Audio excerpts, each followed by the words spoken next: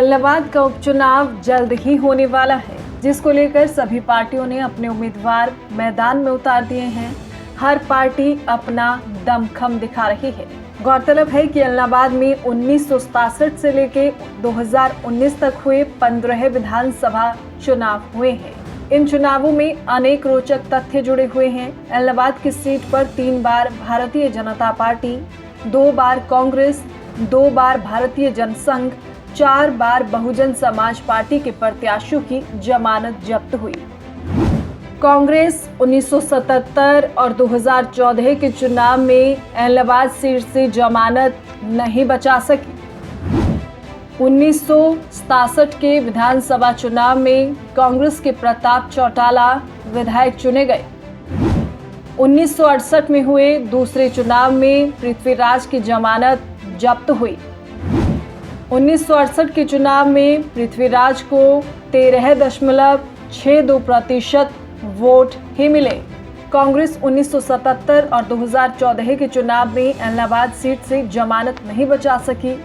1967 में हुए पहले विधानसभा चुनाव में कांग्रेस के प्रताप चौटाला विधायक चुने गए, तो विशाल हरियाणा पार्टी के उम्मीदवार लालचंद खोड़ दूसरे स्थान पर रहे। इस चुनाव में तीसरे उम्मीदवार भारतीय जनसंघ के मांगे राम थे। मांगे राम को महज 748 यानी 1.89% वोट ही मिले और उनकी जमानत जब्त हो गई।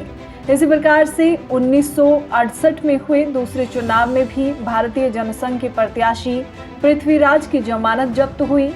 1968 के चुनाव में पृथ्वीराज को 5726 यानी 13.62% वोट ही मिले।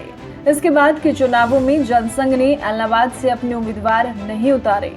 1972 के चुनाव में कांग्रेस तथा कम्युनिस्ट पार्टी ऑफ इंडिया ने भी भाग्य आजमाया। सीपीआई के जसवंत सिंह को 4939 यानी 10.10% वोट मिले और उनमें से वो अपनी जमानत नहीं बचा सके। 1977 में जनता पार्टी के भागीराम विधायक बने। 77 के चुनाव में कांग्रेस 5वें स्थान पर खिसकी। भाजपा ने 1982 और 1987 का चुनाव इलाहाबाद से नहीं लड़ा।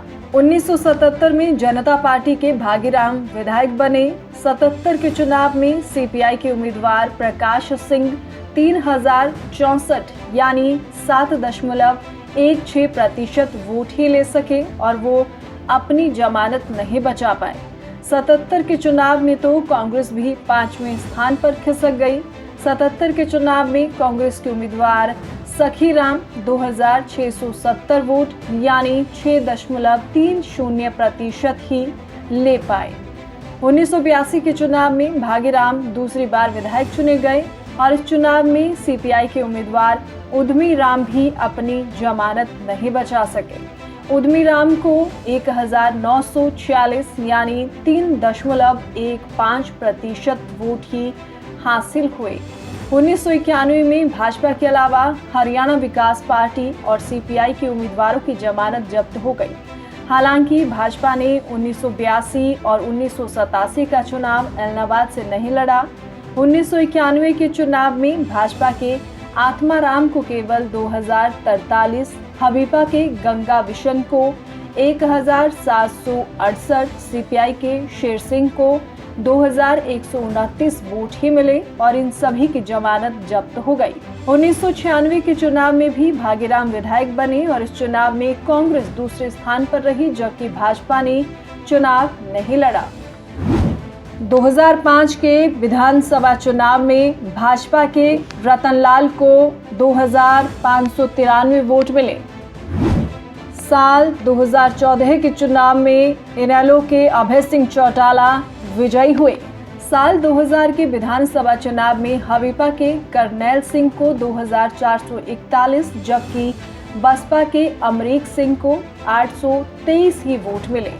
इन दोनों उम्मीदवारों की जमानत जब्त हो गई। साल 2005 के विधानसभा चुनाव में भाजपा के रतनलाल को 2593 वोट मिले, जबकि बसपा के पन्नालाल को 1974 वोट मिले और ये दोनों प्रत्याशी अपनी जमानत नहीं बचा सके। ऐसे ही साल 2009 के विधानसभा चुनाव में भाजपा के प्रत्याशी अमीर चंद मेहता 3618 है, हरियाणा जनता कांग्रेस के देवीलाल बेनीवाल 3360 और बसपा के प्रसन्न खोसा 2605 ही वोट ले सके और उनकी जमानत जब्त हो गई। साल 2014 के चुनाव में इनेलो के अभय सिंह विजयी हुए तो भाजपा पहली बार दूसरे स्थान पर रही। इस चुनाव में कांग्रेस के रमेश भादु को 11,491 यानी 7.16% वोट ही मिले और उनकी जमानत जब्त हो गई। 2014 के ही विधानसभा चुनाव में बसपा उम्मीदवार जसराज, हजका उम्मीदवार कुलदीप की जमानत जब्त हुई।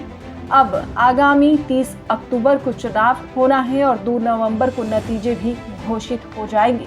देखना होगा कि इस उपचुनाव में किस उम्मीदवार की जमानत जब्त होने वाली है और किसके सिर विधायक का ताज सजने वाला है। Bureau report, Republic Haryana.